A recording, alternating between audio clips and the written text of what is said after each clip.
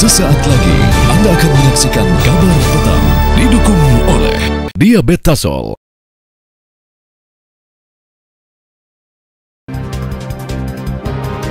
Assalamualaikum warahmatullahi wabarakatuh. Selamat sore pemirsa. Dalam beberapa kesempatan, Presiden Prabowo begitu akrab bersama SBY dan Jokowi. Ketiganya tampil begitu mesra dan hangat. Lalu apa makna dibalik kemesraan Prabowo, SBY, dan Jokowi? Iya, pemirsa, PT Sritex di Jawa Tengah resmi menutup operasional pabriknya mulai 1 Maret 2025. Nasib pesangon ribuan karyawannya kini belum ada kejelasan. Padahal pemerintah pernah berjanji turun tangan. Apakah Sritex masih bisa diselamatkan? Inilah Kabar Petang bersama saya Sira Safira dan Aditya Nugroho.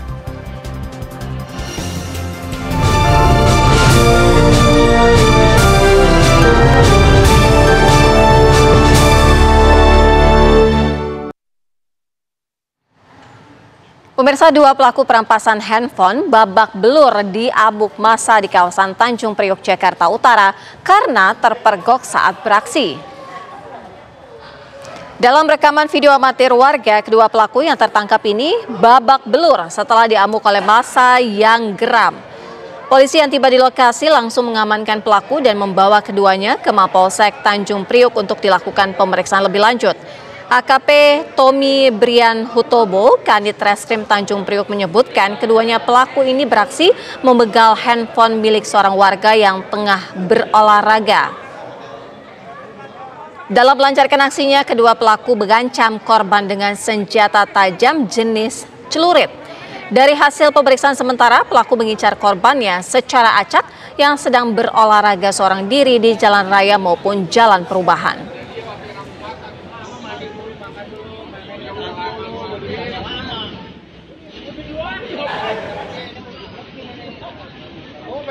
Pada saat mereka melancarkan aksinya, ada beberapa warga dan satu anggota polisi yang sedang mengatur lalu lintas di situ. Kemudian langsung diamankan dan dibawa ke Polsek Tanjung Priok. Usai mengisi bahan bakar bensin, satu unit sepeda motor milik warga hangus terbakar tepat di depan SPBU Soreang, Banjaran, Kabupaten Bandung, Jawa Barat. Kobaran api dengan cepat membakar sepeda motor jenis Matic. Sejumlah petugas SPBU berusaha memadamkan api dengan menggunakan alat pemadam api ringan. Namun kencangnya angin membuat api semakin membesar dan menghanguskan sepeda motor itu. Selain menghanguskan satu unit motor, sebuah warung di pinggir motor ikut terbakar. Diduga peristiwa kebakaran motor sendiri dari korsleting listrik. Pemadam, kontak pemadam.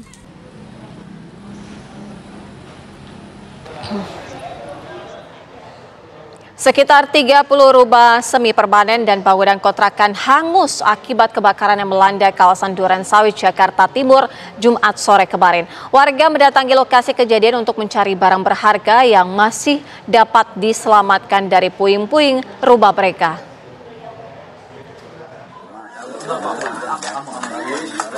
Usai kebakaran hebat yang melanda permukiman warga di kawasan Pondok Bambu, Duren Sawit, Jakarta Timur, Jumat sore kemarin, warga yang menjadi korban kebakaran berdatangan ke lokasi tempat tinggal untuk mencari barang-barang berharga yang mungkin masih dapat diselamatkan dari puing-puing rumah mereka. Namun, tidak banyak yang dapat diselamatkan oleh warga, mengingat saat kejadian api begitu besar dan cepat melahap bangunan rumah warga. Itu kebakar total habis. Kalau punya istri saya, istilahnya buat dagangan kayak kulkas, freezer, pokoknya dagangan tuh habis total. Kayak punya saya mesin-mesin habis total, semuanya nggak bisa ketolong. Baju nggak ada, saya keluar cuman dengan pakai sarung sama kaos. Nggak ada sama sekali yang bisa kita selamatkan. Peristiwa kebakaran yang terjadi Jumat sore kemarin tidak mengakibatkan korban jiwa, namun 3 orang warga mengalami luka akibat kejadian ini. Ini kan 2 kelurahan ya, Pondok Bambu dan Duren Sawit. Untuk Duren Sawit sendiri tadi kita hitung ada sekitar 12 kakak, 12 rumah yang rusak berat, kemungkinan ada 8, yang rusak ringan ada 4 rumah. Kalau untuk Pondok Bambu kita hitung kasar kemungkinan ada 30 rumah lebih Korban jiwa meninggal dunia tidak ada, alhamdulillah. Kalau untuk korban luka-luka ada 2 orang, luka bakar 1, luka kena beling 1, sama 1 orang pingsan karena menghirup asap saat lagi menyelamatkan rumahnya. Jumat sore 28 Februari kemarin, kebakaran hebat melanda kawasan permukiman padat penduduk di Jalan Tegal Amba, Pondok Bambu, Duren Sawit, Jakarta Timur. Peristiwa yang terjadi sekitar pukul 17.55 waktu Indonesia bagian Barat ini menghanguskan sekitar 30 rumah semi permanen dan bangunan kontrakan. Warga setempat sempat berusaha memadamkan api dengan peralatan seadanya. 11 unit mobil pemadam kebakaran dengan 42 personel dikerahkan untuk memadamkan api. Saat proses pemadaman, sempat terdengar beberapa kali suara ledakan. Api pun akhirnya berhasil dipadamkan setelah 1 jam. Kebakaran ini menghanguskan area seluas 600 meter persegi. Penyebab kebakaran hingga kini masih belum diketahui. Sementara pasca kebakaran, warga yang terdampak diungsikan ke bangunan Gor Duren Sawit oleh pihak BPBD dan Dinas Sosial Daerah Khusus Jakarta. Dari Jakarta, Simon Tobing, Sekarwanda, Rashid, TV One mengabarkan. Informasi secara lengkap mengenai kondisi terkini dari warga yang terdampak kebakaran di kawasan Pondok Bambu Duren Sawit akan disampaikan rekan kami, Haidar Fasal. Fasal, bagaimana saat ini dengan korban yang juga terdampak kebakaran? Apakah mereka mendapatkan bantuan tempat tinggal sementara dari pemerintah setempat? Baik Sira dan juga pemirsa, memang di awal bulan suci Ramadan ini musibah kebakaran melanda sejumlah warga di Tegal Amba, di Jalan Tegal Amba yang berada di Kecamatan Duren Sawit, Jakarta Timur, di mana total ini ada 100 warga dari 28 kakak terdampak kebakaran dan harus kehilangan rumah mereka. Dan untuk saat ini mereka semua harus sebentar bertahan di 2 tenda yang telah disediakan oleh BPBD DKI Jakarta dan juga Dinsos Pemprov DKI Jakarta yang dibangun di halaman Gor Duren Sawit, Jakarta Timur. Dan saya akan coba untuk ajak pemirsa dan juga Sira Safira untuk melihat kondisi di dalam tenda saat ini. Dan memang inilah kondisinya dan sangat ironis pemirsa karena di bulan suci Ramadan para warga harus terkena musibah, dan akibat musibah tersebut mereka harus menjalani hari-hari pertama bulan suci Ramadan dengan segala keterbatasan yang ada. Dan saat ini saya akan ajak berbincang untuk menjawab semua pertanyaan Sira tadi, Ketua RW yang memang sudah sejak awal ada di sini, dan saya akan coba berbincang. Selamat sore Bapak, Pak Edi, Pak RW ya Pak? Sore Pak, sore. Pak Edi, bisa disampaikan Kak, mungkin saat ini kondisi para korban terdampak seperti apa Pak? Ya, alhamdulillah kondisinya sudah tertangani, kolaborasi yang cukup baik dari pemerintah hadir, kemudian dari masyarakat juga yang perhatian peduli juga hadir. Jadi ini sebetulnya membangun psikologis bagi para yang tertimpa musibah gitu ya. Saya rasa itu. Oke, artinya semua korban terdampak diungsikan ke sini Pak? Atau ada tempat lain? Iya, enggak ada. Semua kita inikan di sini, kita pusatkan di sini. Oke. Lalu bagaimana dengan bantuan-bantuan logistik yang ada? Apakah sudah cukup memadai, mencukupi Pak? Ya, kalau bantuan memang sampai saat ini masih terus mengalir ya, dan udah kita bagikan berdasarkan kebutuhan. Misalnya kalau memang makanan segera kita distribusikan gitu. Juga untuk kelengkapan mandi itu udah kita distribusikan. Oke, Pak, ini kan terjadi di bulan suci Ramadan ya Pak ya. Beberapa para korban terdampak juga melaksanakan puasa. Bagaimana Pak mekanisme yang mungkin ada di sini? Apakah disediakan sahur ataupun buka bersama begitu? Ya, kalau sahur ada, nanti dari Dinas Sosial ya dikirim makanan siap saji. Jadi tidak ada dapur umum, tapi memang di drop makanan yang sudah siap. Gitu Pak. Bukannya nanti? Sama nanti dikirim juga. Gitu. Ada ya berarti? Ada, insya Allah ada semuanya ada. Siap. Terakhir Pak, mungkin jadi untuk bantuan masih akan mengalir ya Pak ya? Iya, masih Pak. Karena kan kita tadi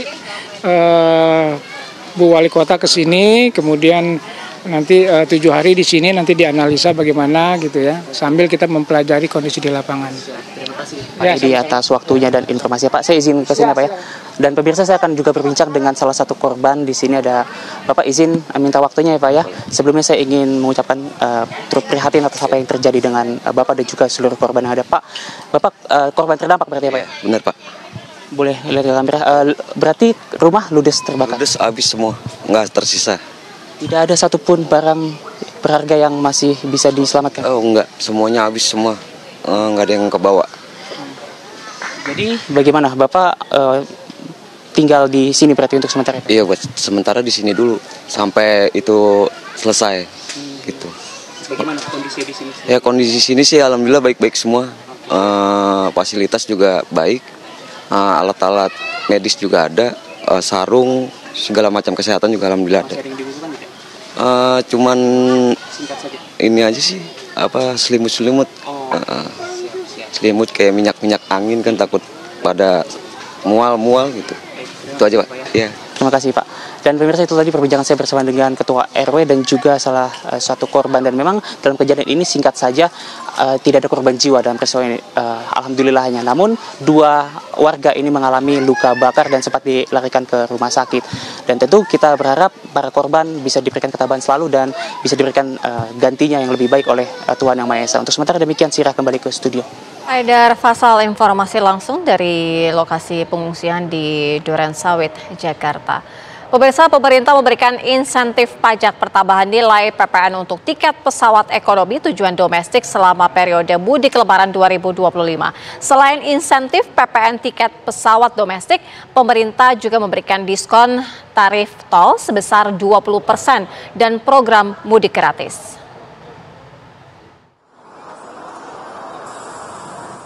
Ada kabar baik untuk masyarakat yang akan mudik Lebaran tahun ini.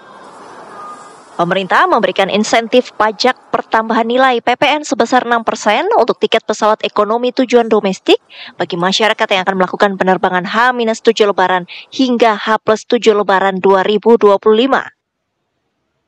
Selain itu, pemerintah juga memberikan berbagai solusi untuk memudahkan masyarakat seperti diskon tarif jalan tol sebesar 20% di berbagai ruas jalan tol, membangun pos terpadu dan pos keamanan di titik rawan kecelakaan.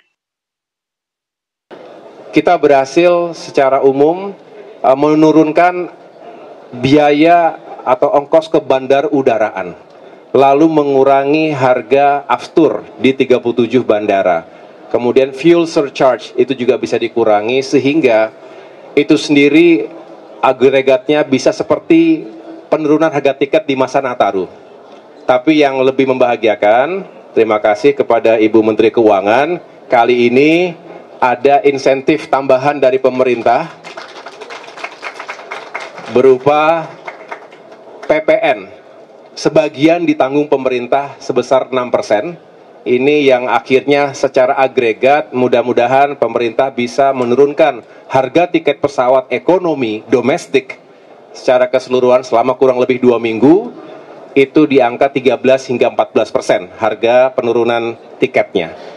Akan berlaku untuk pembelian tiket tanggal 1 Maret hingga tanggal 7 April bagi traveling atau tiket yang akan melakukan perjalanan antara tanggal 24 Maret hingga 7 April 2025. Program mudik gratis dengan moda transportasi kereta api maupun kapal laut pun juga dihadirkan untuk 100.000 pemudik. Kebijakan ini menjadi salah satu bentuk wujud dari arahan Presiden Prabowo yang meminta agar penurunan tarif tiket pesawat dan diskon tarif tol selama 2 pekan dapat memudahkan masyarakat jelang Idul Fitri 1446 Hijriah. Dari Jakarta, Leo Chandra, Taufik Muharfan, TV One mengabarkan.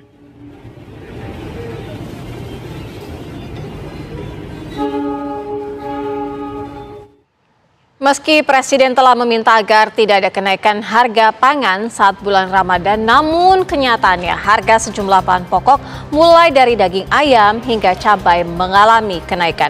Informasi selengkapnya kami hadirkan usai jeda, tetaplah di Kabar Petang.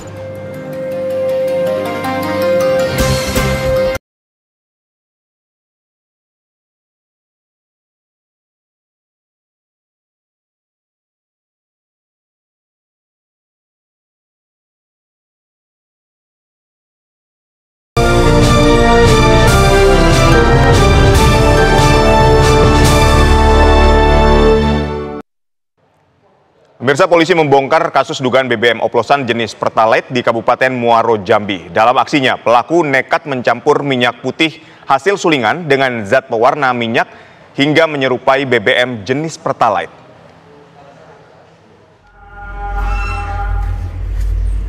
Satreskrim Polres Muaro Jambi bersama Denpom 2 Jambi menggerebek gudang BBM oplosan jenis Pertalite di Muaro Pijoan, Kecamatan Jambi Luar Kota, Kabupaten Muaro Jambi.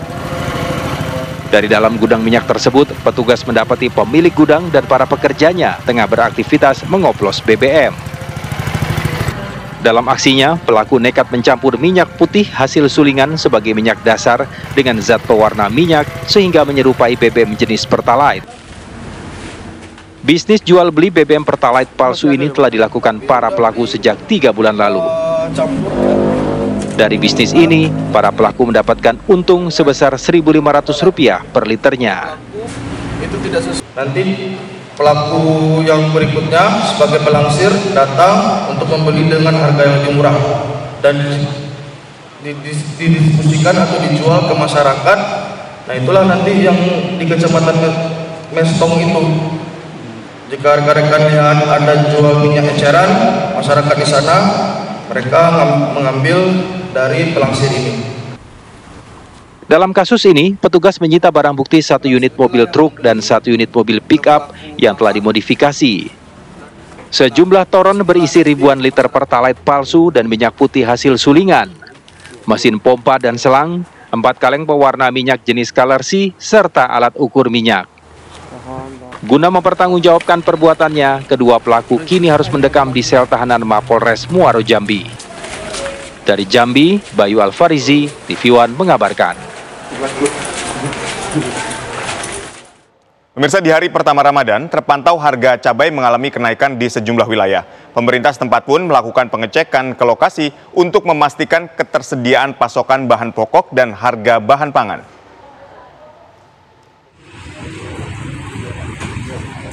Di awal bulan Ramadan, Satgas Pangan Polda Jawa Timur bersama tim gabungan berbagai dinas Provinsi Jatim melakukan sidak di Pasar Tambah Rejo, Jalan Kapas, Krampung, Surabaya, Jawa Timur. Dalam sidak, petugas gabungan memantau stok pangan dan juga harga bahan kebutuhan pokok seperti beras, minyak goreng, cabai, bawang, dan lain sebagainya. Harga daging ayam potong dan harga daging sapi pun turut dipantau. Hasilnya, stok dan harga pangan masih relatif aman. Sedangkan harga yang mengalami kenaikan adalah cabai. Kenaikan harga cabai diperkirakan karena pengaruh cuaca buruk. Harga ada beberapa memang yang mengalami kenaikan, tetapi semua relatif stabil karena kita mengacu kepada HIT. Semua untuk harga-harga yang ada itu masih normal di bawah HIT, walaupun ada kenaikan. Memang yang agak naik adalah tadi mungkin kita lihat bersama, yaitu di cabai.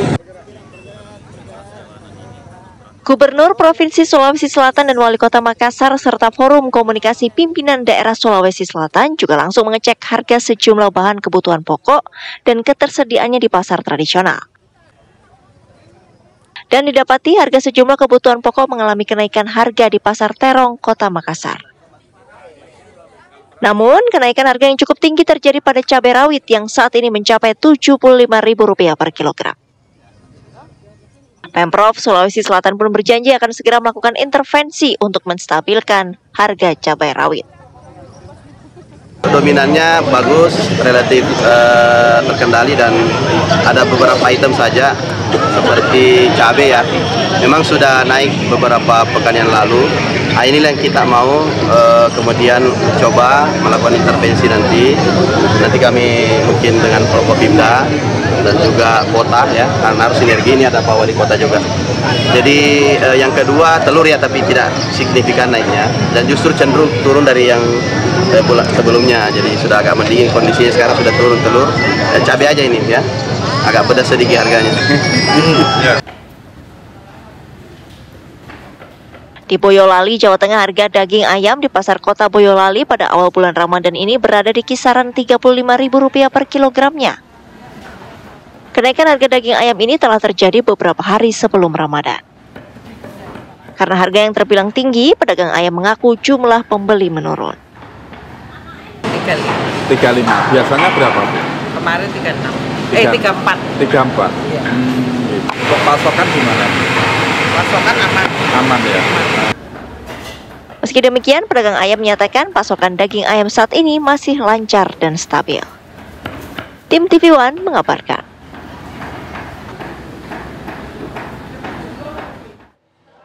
Pemirsa, bagaimana pantauan harga bahan pangan di pasar tradisional di hari pertama Ramadan? Telah ada rekan kami Putri Sofia di Pasar Klender Jakarta dan Faraman Hilah di Pasar Pagesangan Surabaya, Jawa Timur. Kita ke Putri Sofia terlebih dahulu. Bagaimana dengan pantauan harga bahan pokok di sana pada awal Ramadan ini? Silakan, Putri. Selamat sore Aditya, Sira dan juga pemirsa. Ini kita memasuki satu hari di bulan Ramadan 1446 Hijriah dan memang biasanya di bulan Ramadan ini fenomena kenaikan harga sembako kerap terjadi, tidak terkecuali di Jakarta. Namun memang kemarin Presiden Prabowo Subianto telah menginstruksikan kementerian-kementerian terkait untuk menstabilkan harga dan juga pasokan harga. Saat ini saya sedang berada di stasiun, maksud kami Pasar Klender, untuk meninjau secara langsung nih bagaimana harga-harga di bulan Ramadan saat ini. Dan kali ini kita akan mengajak Anda untuk bertanya langsung nih dengan salah satu pemilik warung sembako yang ada di Pasar Klender saat ini. Sudah bersama saya. Selamat sore Bapak, dengan Bapak siapa? Selamat sore, dengan Bapak Manto. Oke Pak Manto, ini kita udah masuk bulan Ramadan, hari pertama. Ini kira-kira ada harga ataupun bahan-bahan yang naik gak Pak? Harga stabil ini untuk ya mulai masuk bulan puasa stabil, semua stabil. Yang agak ini cuman kara. Kelapa yang susah, sama minyak. Ya, minyak ini agak susah, minyak kita menghilang nih. Ya. Pak, kalau untuk bahan-bahan lain seperti kayak telur dan juga beras begitu, apakah ada kenaikan Pak? Nggak ada, aman ini aman. Aman, harga 29 per kilo. Berarti memang ada kenaikan ataupun kesulitan pasokan di minyak dan juga kelapa ya Pak ya? Oke, untuk selebihnya stabil? Stabil semuanya. Terima kasih banyak Pak Manto. Nah itu tadi pantauan kami di warung sembako yang ada di Pasar Klender, meskipun memang ada kelangkaan tepatnya di minyak dan juga kelapa, tetapi untuk bahan-bahan sembako lain ini terpantau cukup stabil dan juga tidak ada kenaikan harga yang cukup signifikan baik untuk sembako dan juga bahan-bahan lainnya. Untuk sementara demikian dari Stasiun Klender, kami kembalikan ke studio. Baik, terima kasih Putri Sofia mengabarkan langsung dari Pasar Klender. Kita menuju ke Faraman Hilah. Farah, bagaimana dengan pantauan harga di sana? Silakan.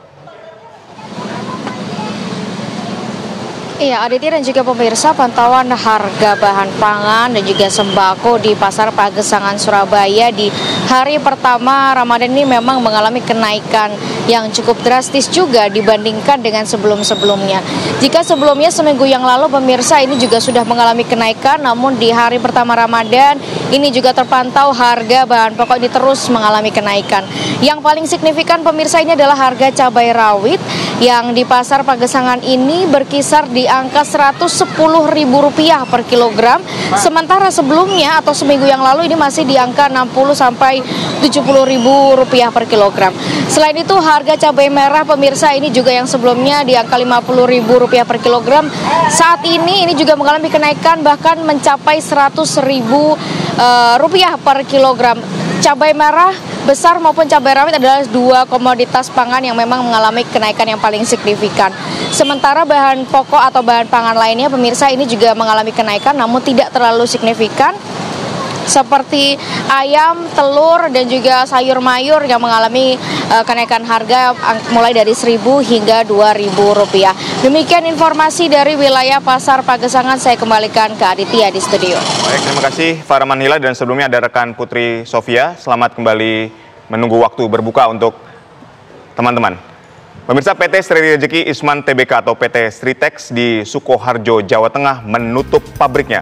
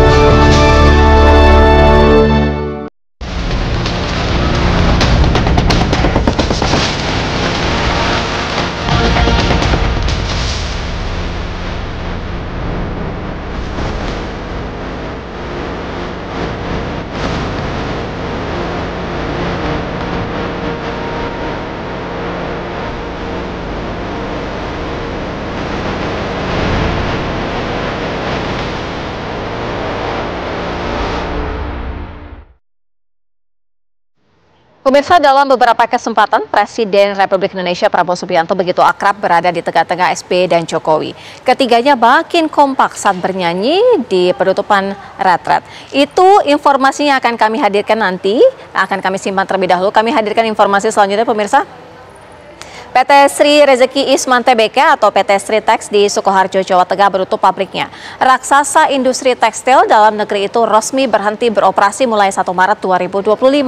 Lalu bagaimana nasib ribuan buruh dan karyawan Sri Teks pasca di PHK?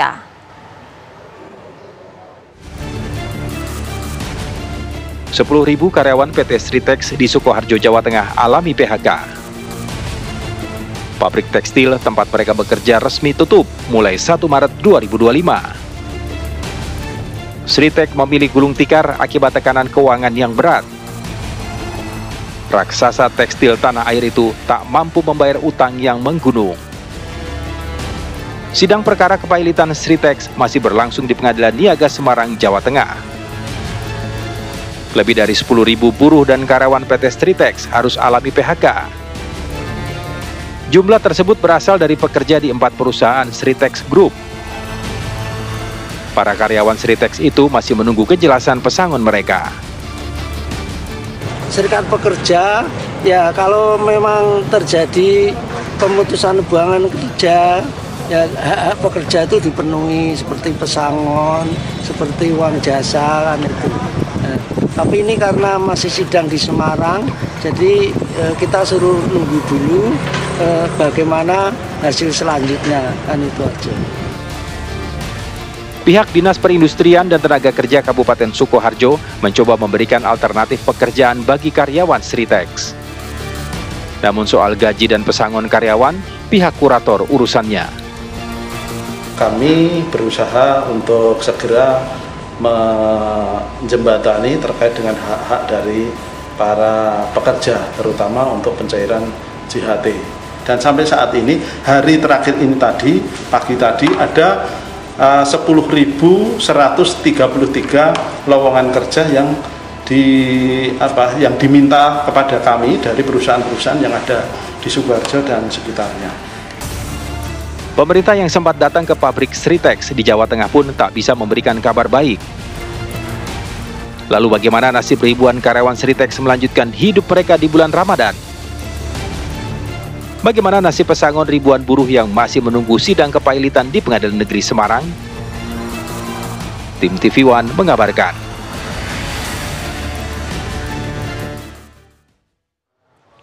Pemirsa, untuk mendiskusikan persoalan itu sudah ada bersama kami Ketua Komisi 7 DPR RI Saleh Daulay.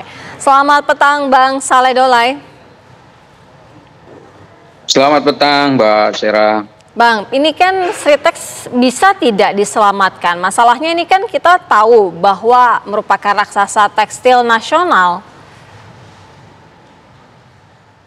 Jadi kalau misalnya dikatakan bisa diselamatkan atau tidak diselamatkan, itu sebenarnya tergantung daripada putusan pengadilan. Kan sekarang ranahnya itu sudah ranah dari pengadilan. Jadi karena itu apapun yang diputuskan oleh pengadilan itu harus dipatuhi oleh kita semua. Nah sekarang ini berdasarkan dari rentetan katakanlah proses penanganan PT Sri Teks ini, itu kan sudah berjalan, sudah agak cukup panjang juga perjalanannya, dan karena itu untuk sementara kelihatannya memang PT Sri Teks ini akan dinyatakan pailit oleh pengadilan, dan karena itu kalau dinyatakan pailit maka seluruh tanggung jawab terkait dengan pengelolaan aset dan utang dan seterusnya itu adalah diserahkan kepada kurator yang menangani dan juga ikut terlibat aktif di dalam penanganan masalah ini. Tapi sebelum itu perlu saya jelaskan juga kepada kita semua bahwa Komisi 7 DPR RI sudah berkunjung ke PT Sri Teks sebetulnya kurang lebih sekitar 1,5 bulan yang lalu. Pada waktu itu penanganannya masih ada di Mahkamah Agung ya, jadi mereka kan banding ke sana. Dan ketika kami bertemu dengan para direksi dan juga perwakilan para buruh dan karyawan, mereka waktu itu sangat optimis bahwa PT Sri Teks ini akan selamat dari apa yang disebut dengan pilot itu, sebab menurut direktur utamanya Pak Iwan, dia mengatakan bahwa mereka sanggup kok misalnya membayar utang-utang mereka. Jadi memang butuh waktu untuk membayar utang itu, tetapi dari sisi kewajiban-kewajiban mereka, cicilan dan seterusnya, mereka mampu membayar. Bahkan seluruh gaji karyawan bulanannya dan juga kebutuhan operasional dari kantor-kantor dari PT Sritek itu bisa dibayarkan, termasuk listrik misalnya dan juga alat komunikasi. Bang Saleh Daulay, Jadi tapi apa yang itu bisa dilakukan pemerintah untuk mempertahankan bisnis Sritex ini? Jadi saya kira pertama kita ikuti dulu proses hukumnya seperti apa. Kemudian kan perusahaannya masih ada. Kita berharap bahwa perusahaan PT Sritek ini akan ada di sana, lalu nanti pemerintah akan ambil langkah seperti apa. Apakah nanti pemerintah akan menghidupkan kembali PT Sritek itu? Ya tentu berdasarkan kesepakatan-kesepakatan lanjutan, dan ini saya kira tidak mudah dan tidak dalam waktu dekat, tapi butuh waktu lah untuk menyelesaikan masalah itu. Artinya Tetapi DPR akan ada mengawal hal ya Bang ya, pokok karena yang kan sekarang, pemerintah memang dulu kan juga mendesak sudah untuk berjanji ingin turun dikerjakan oleh tangan kan? pemerintah. Jadi waktu kami pulang dari Sritek itu kami panggil juga Menteri Perindustrian. Menteri Perindustrian mengatakan skema apapun yang diambil oleh pengadilan dan juga apapun yang terjadi pada PT Sritek, maka seluruh karyawan dari PT Sritek itu tidak ada yang dirugikan. Nah ini yang harus kita tagih sekarang. Sebab apa? Sebab ya kan kalau misalnya ini perusahaan memang benar-benar dinyatakan pilot, maka tentu hak-hak daripada karyawan itu dalam bentuk pesangon itu harus dibayarkan. Ada 5 jenis loh sebetulnya Mbak pesangon yang harus dibayarkan tuh. Pertama uang pesangon, yaitu yang dikalikan dengan masa kerjanya. Ada aturan tersendiri terkait itu. Kemudian yang kedua, ada uang penghargaan masa kerja, yaitu ini semakin lama orang bekerja, maka uang penghargaan masa kerjanya juga semakin banyak. Kemudian ada uang penggantian hak, yang dimana uang penggantian hak itu adalah hak-hak mereka selama bekerja di sana mungkin yang terlupakan atau belum dibayarkan seperti itu. Misalnya tunjangan lebaran, tunjangan hari-hari besar dan seterusnya yang mungkin belum dibayar itu harus dibayar. Kemudian ada sebetulnya 2 yang menjadi kewajiban BPJS Tenaga Kerja, yaitu jaminan hari tua dan juga jaminan kehilangan pekerjaan. Jaminan hari tua itu memang adalah tabungan daripada pekerja yang selama ini dipotong dari gaji mereka, dan itu akan dikalikan berapa lama mereka bekerja di situ dan akan kelihatan langsung berapa total yang harus diberikan kepada mereka. Semakin lama dia bekerja di PT Sritek ini, maka tentu semakin banyak uang jaminan hari tua yang akan diterima. Tetapi ada jaminan kehilangan pekerjaan yang saya kira juga tidak boleh dilupakan. Jaminan kehilangan pekerjaan itu adalah 60% dari total gaji yang terima selama ini untuk masa waktu sekitar 6 bulan. Jadi kalau itu dibayarkan, saya kira untuk sementara ini masih bisa menutupi kebutuhan pokok dari Bang Saleh, para karyawan sebagai dan wakil pekerja rakyat, itu. apa yang bisa dilakukan DPR menjamin bahwa mereka ini mendapatkan hak-haknya termasuk pesangon? Ya, pertama tentu kita akan mengingatkan terus pada pemerintah, kan kita memang mengawasi itu kan. Jadi jangan misalnya pemerintah datang ke sana kemudian melakukan pengawasan, melihat saja seperti itu tanpa ada tindakan apapun yang akan dilakukan. Apalagi kita sudah tahu pada waktu itu ketika belum dinyatakan pilot kan semua orang sudah memprediksi bahwa ini agak berat begitu. Jadi tentu harus ada langkah-langkah antisipatif yang dilakukan. Nah sekarang kan langkah-langkah antisipatif itu sudah nggak bisa untuk menyelamatkan sementara dari pilot. Nah yang perlu dilakukan sekarang ini ya seluruh karyawannya, katanya kan ada 8.400, ada yang mengatakan 10.000, itu jumlahnya tidak sedikit, itu jumlahnya besar. Nah karena itulah maka pemerintah selain membayarkan pesangon yang tadi, kita kasih pemerintah waktu minimal kurang lebih 6 bulan ke depan, karena tadi jaminan kehilangan pekerjaan kan sampai 6 bulan ditanggung oleh pemerintah. Nah, sampai 6 bulan ke depan itu pemerintah harus mencari alternatif pekerjaan untuk mereka-mereka yang kehilangan pekerjaan di PT Sritek ini gitu. Sehingga dengan demikian, kalaupun misalnya mereka harus kehilangan pekerjaan untuk sementara waktu ini, tetapi pada jangka waktu yang lama mereka bisa mendapatkan pekerjaan yang baru. Baik, terima kasih Ketua Komisi 7 DPR RI Bang Saleh Daulay sudah bergabung bersama kami di Kabar Petang. Pemirsa, dalam beberapa kesempatan Presiden Prabowo Subianto begitu akrab berada di tengah-tengah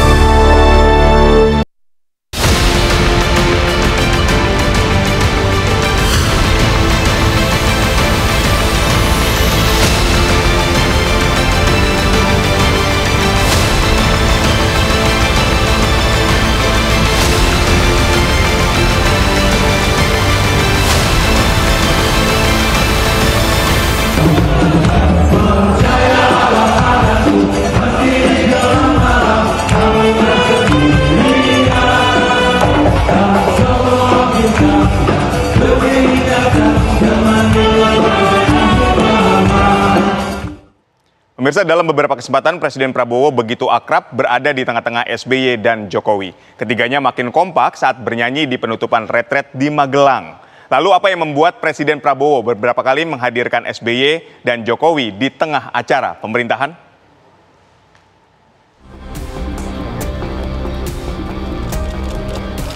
Dalam beberapa kesempatan terakhir, Presiden Prabowo kerap berada di tengah-tengah pendahulunya. Prabowo begitu ceria saat berada di antara Presiden ke-6 Susilo Bambang Yudhoyono dan Presiden ke-7 Joko Widodo. Ketiganya terlihat akrab bersama saat Presiden Prabowo hadir di acara pemerintahan. Di awal pekan ini, kemesraan Prabowo, SBY, dan Jokowi begitu terlihat saat peresmian Super Holding Danantara. Presiden Prabowo bahkan mengajak berjalan bersama dengan SBY dan Jokowi dari dalam istana. Ketiganya bahkan menaiki kendaraan yang sama pula menuju halaman istana. Di akhir acara peluncuran Danantara, lagi-lagi Prabowo memperlihatkan keakrabannya dengan SBY Jokowi dengan mengajak keduanya ke atas panggung. Ketiganya menekan tombol bersama menandakan dimulainya Danantara.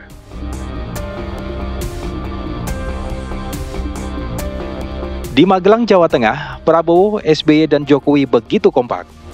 Mereka menaiki kendaraan yang sama saat parade senja. Meski harus hujan-hujanan, Prabowo tampak bersemangat diapit seniornya SBY dan Jokowi. Di ujung hajatan retret, kekompakan Prabowo, SBY, dan Jokowi makin tak terbendung. Mereka begitu gembira bernyanyi bersama. Lagu yang berjudul Kamu Tak Sendirian begitu apik dibawakan SBY diiringi suara Jokowi dan Presiden Prabowo. Lalu apa makna di balik kemesraan Presiden Prabowo dengan SBY dan Jokowi? Apakah Presiden Prabowo butuh penegasan dukungan dari para seniornya? Tim TV One mengabarkan. Pemirsa, untuk membahasnya sudah bersama kami di studio Henry Satrio, pengamat politik dari Universitas Paramadina.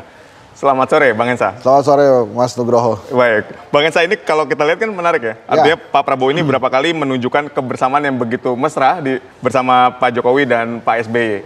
Anda melihatnya seperti apa? Ada makna lain atau memang cuma pengen bareng-bareng aja? Wah, ini bacaannya banyak nih. Jadi yang pertama, Pak Prabowo konsisten. Dia bilang negara akan maju kalau pemimpinnya rukun.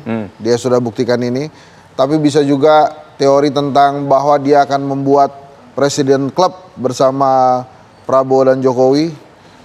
Tapi ini juga kali pertamanya kita lihat ada anaknya mantan presiden jadi anak buahnya presiden.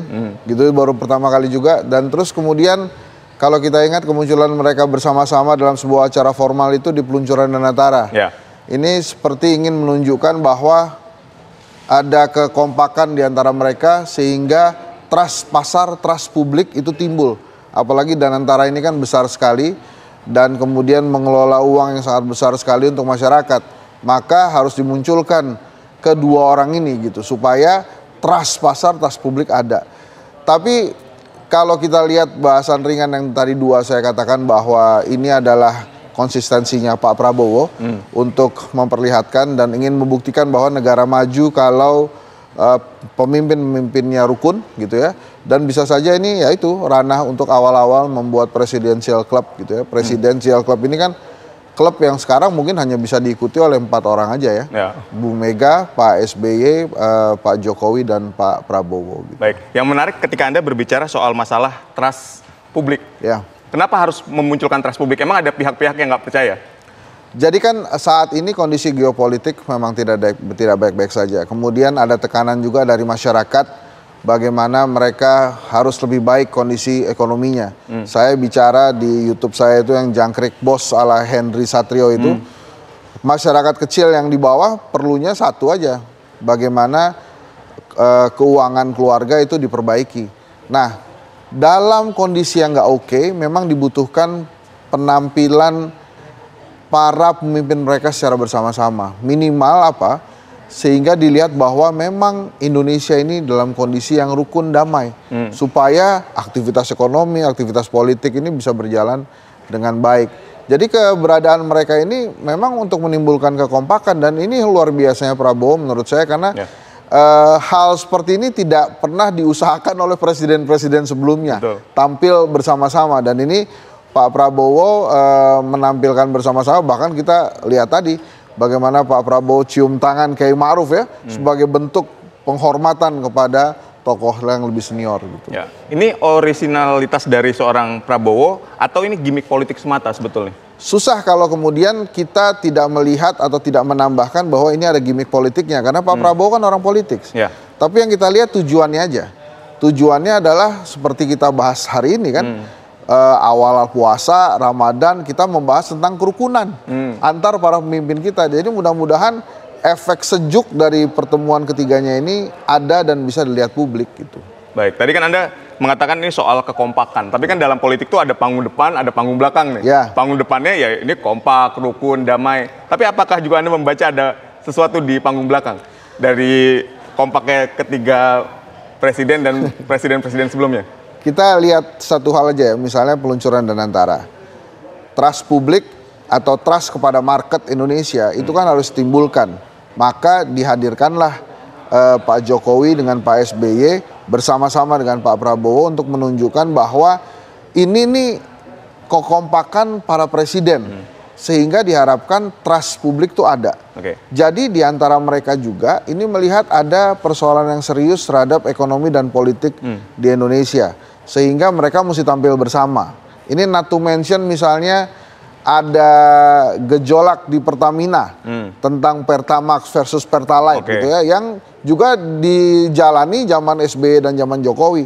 Jadi kalau Mas Aditya Nugroho bertanya ini kira-kira ada apa di belakang layar, ini pasti ada belakang layarnya. Dan sangat mungkin ini tentang kekuatan ekonomi dan kestabilan politik di Indonesia. Tapi apa yang terjadi hari ini kita amini dulu saja. Dan mudah-mudahan beberapa analisa-analisa yang tadi di belakang panggung itu tidak perlu dimunculkan ke publik, karena memang ada perbaikan-perbaikan di politik dan ekonomi Indonesia, Mas. Baik, tapi juga yang menarik adalah ini kan mau bikin presiden klub, kemudian mau bangun trust. Tapi ada satu yang ditinggalkan nih, yang nggak diajak nih di presiden klub, ada Bu Mega nih. Nah, Bu Mega ini kan belum ikut gabung nih. Mungkin gini ya, kalau tentang Ibu Mega saya ada 3 opsi jawaban. Yang pertama, Bu Meganya nggak tahu, gitu ya. Jadi emang nggak ada nih yang kasih tahu Bu Mega, atau mungkin dia sedang tidak mendapatkan informasi baik tentang pertemuan-pertemuan para presiden ini. Kemudian opsi jawaban saya yang kedua, dia nggak mau. Karena memang dia merasa bahwa ya dia bukan part dari Jokowi yang dalam sejarahnya mungkin menurut dia mengkhianati dirinya. Pak SBY juga katanya mengkhianati dirinya, makanya dia nggak mau ikutan nih. Nah, opsi yang ketiga menurut saya mungkin dia menilai ini belum waktunya saya bergabung.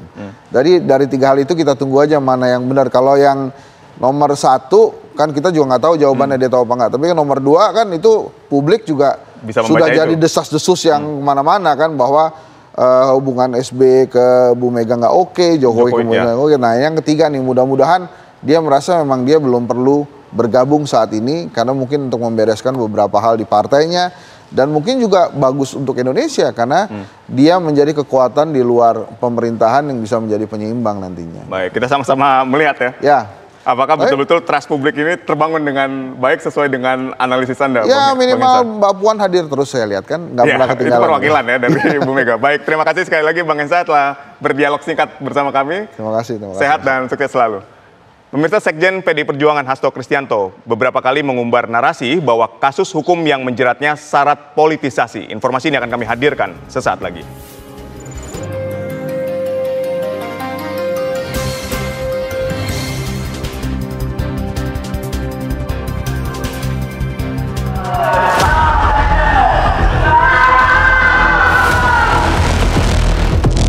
Alasan penahanan itu merupakan alasan subjektif yang dimiliki oleh penyidik, dipertimbangkan tentunya kekhawatiran melarikan diri,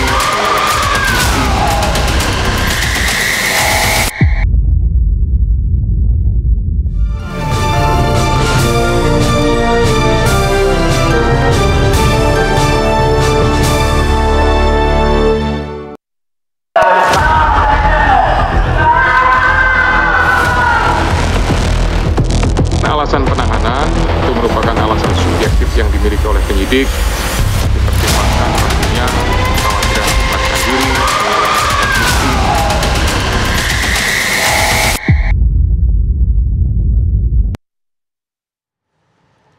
Pemirsa, Sekjen PDI Perjuangan Hasto Kristianto beberapa kali mengumbar narasi bahwa kasus hukum yang menjeratnya syarat politisasi.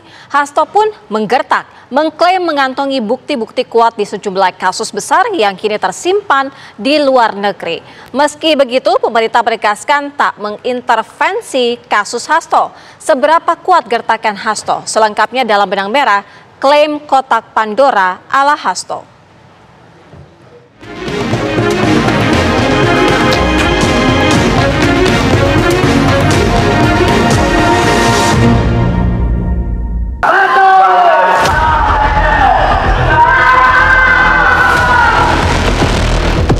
Alasan penahanan itu merupakan alasan subjektif yang dimiliki oleh penyidik, dipertimbangkan tentunya kekhawatiran melarikan diri,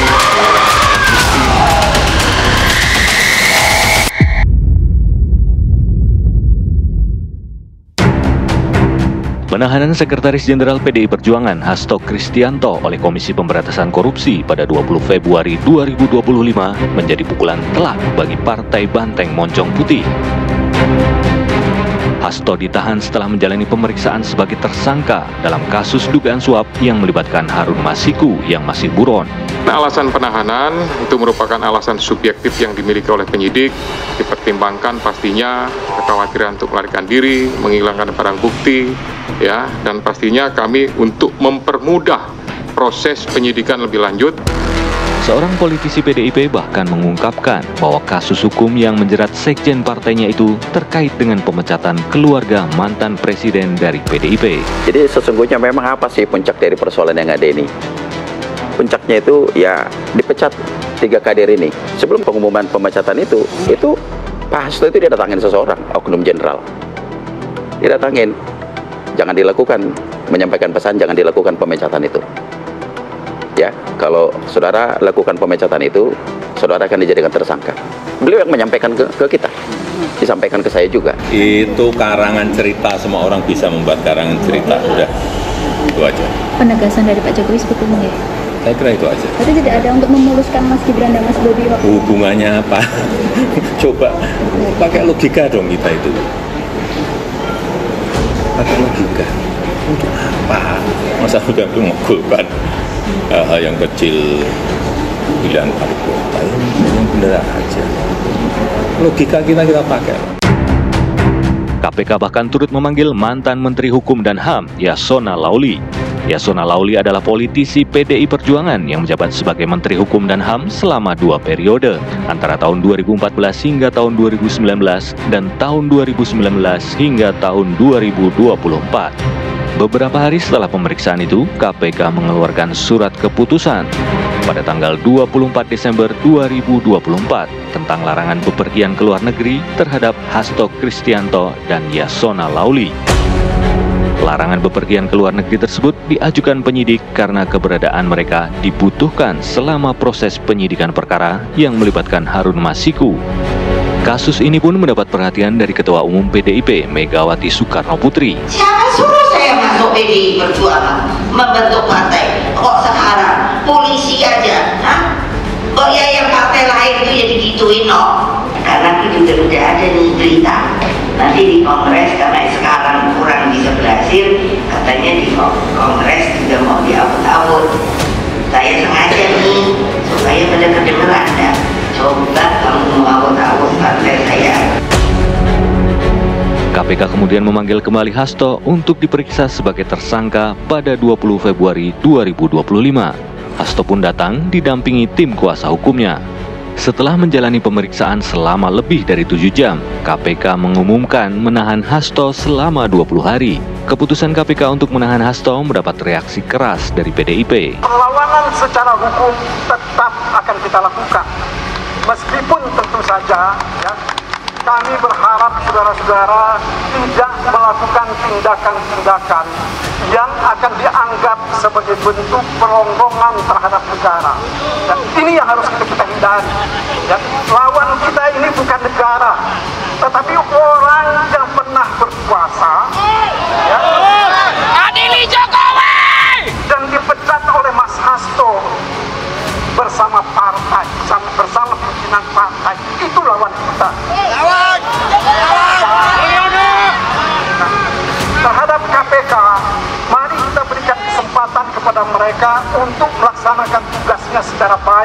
benar. Karena bagaimanapun juga ya, yang kita perlukan adalah kepastian hukum. Saya tidak pernah menyesal. Saya akan terus berjuang dengan api semangat yang menyala-nyala. Semoga ini menjadi momentum bagi Komisi Pemberantasan Korupsi untuk menegakkan hukum tanpa kecuali, termasuk memeriksa keluarga Pak Jokowi. Terima kasih. Merdeka. Keluarga Pak Jokowi diperiksa oleh KPK. Ya, kalau ada fakta hukum, ada bukti hukum ya silakan. Artinya kan selama ini seringkali ya sudah sering kan pernyataan seperti itu. Masa saya ulang-ulang terus? Ya ada, kalau ada bukti hukum, ada fakta hukum ya silakan. Sekjen PDIP Hasto Kristianto juga beberapa kali mengumbar narasi bahwa kasus hukum yang menjeratnya telah dipolitisasi. Sampai dengan hari ini tidak ada politisasi, tidak ada hal-hal yang berhubungan dengan tersebut, ya, sehingga kami melaksanakan ini hanya berdasarkan kepentingan penegakan hukum. Hasto juga mengklaim memiliki bukti-bukti terkait kasus besar di tanah air, dan bukti-bukti itu telah ia titipkan kepada rekannya untuk disimpan di luar negeri. Tentang Mas Hasto, nggak tahu ya, belajar pengalaman dari Pak Kusnadi yang tiba-tiba ada yang direbut apalah dari handphone atau buku catatan PDIP atau apapun. Saya cuma ngasih tahu aja sebagai sahabatnya, pada saat saya pulang ke Jakarta banyak dokumen penting sudah saya amankan.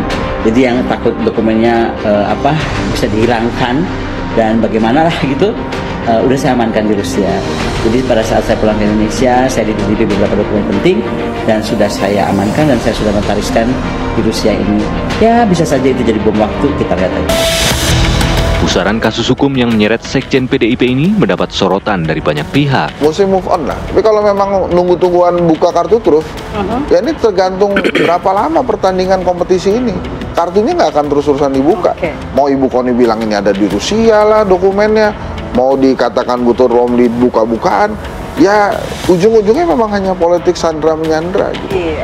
Nyaman nggak pemerintah atau penguasa baru saat ini? Kita nggak bisa mengintervensi apa yang dilakukan oleh KPK, dan kita menghormati KPK itu sebagai satu lembaga negara, penegak hukum yang secara independen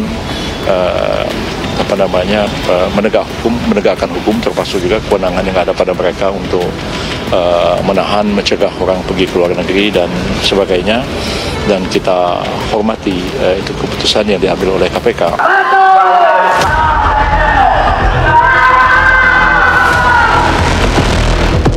Alasan penahanan itu merupakan alasan subjektif yang dimiliki oleh penyidik, dipertimbangkan tentunya kekhawatiran melarikan diri,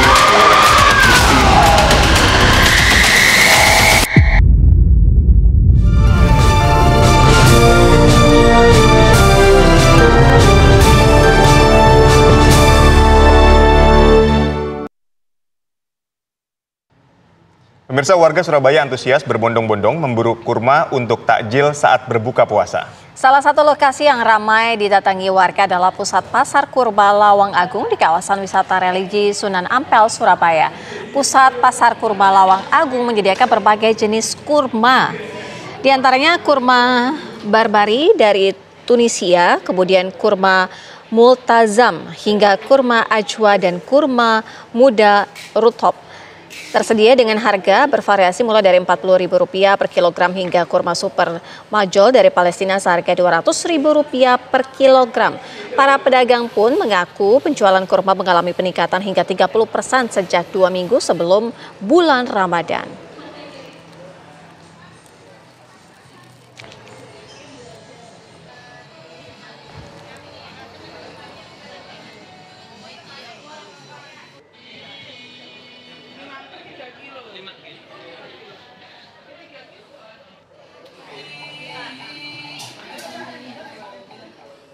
Pemirsa, memasuki hari pertama bulan suci Ramadan, Satgas Pangan Polda Metro Jaya menggelar sidak ketersediaan bahan pokok di Pasar Induk Beras Cipinang, Jakarta Timur. Ya, selain itu petugas juga memeriksa stabilitas harga pangan.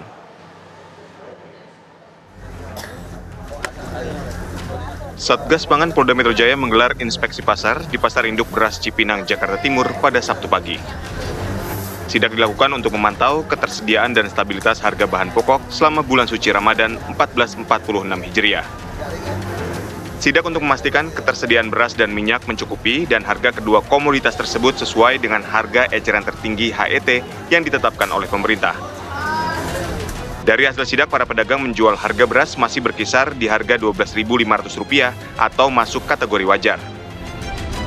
Di Pasar Induk Cipinang tadi kita sudah menyaksikan juga bahwa stok beras mencukupi. Kemudian yang kedua, rantai pasokan bahan pangan dari produsen, kemudian ke distributor 1, 2, hingga kepada konsumen ini rantai pasokan bahan pokok juga aman. Yang ketiga, tadi kita diskusi juga berkaitan dengan harga yang dipasarkan. Pemerintah terus berupaya memastikan stok selalu tersedia dan harga bahan pokok sesuai aturan selama bulan suci Ramadan. Masyarakat diminta berperan aktif jika menemui oknum pedagang yang memainkan harga bahan pokok agar dapat ditindak tegas oleh petugas. Dari Jakarta, Ikra Anggana, Wahyudin Justin, TV One, mengabarkan.